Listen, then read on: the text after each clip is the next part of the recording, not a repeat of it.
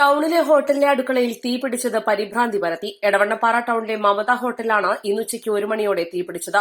മുക്കം അഗ്നിരക്ഷാ സംഘം തീ പൂർണ്ണമായും അണച്ചു. വലിയ ദുരന്തമാണ് ഒഴിവായത്. ഹോട്ടലിലെ അടുക്കളയിൽ നിന്ന് തീ ഉയർന്നത് കണ്ട ജീവനക്കാർ പുറത്തേക്കോടുകയായിരുന്നു. ഉടൻ ഓടിക്കൂടിയ നാട്ടുകാരും ഹോട്ടൽ ജീവനക്കാരും ചേർന്ന് LPG സിലിണ്ടറുകൾ എടുത്ത് പുറത്തേക്ക് എത്തിച്ചതിനാൽ വൻ ദുരന്തമാണ് ഒഴിവായത്. നാട്ടുകാർ ഉടൻ തന്നെ മുക്കം അഗ്നിരക്ഷാ നിലയത്തിൽ വിവരമറിയിക്കുകയായിരുന്നു. മുക്കത്ത് നിന്ന് 3 യൂണിറ്റ് എത്തിയാണ് തീ പൂർണ്ണമായും അണച്ചത്.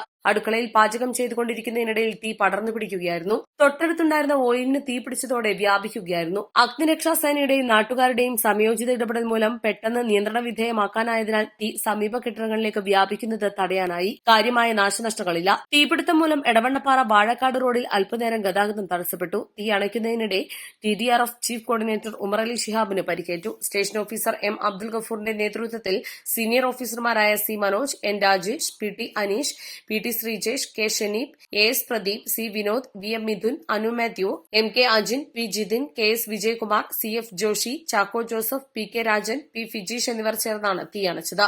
East live, Edavannappara.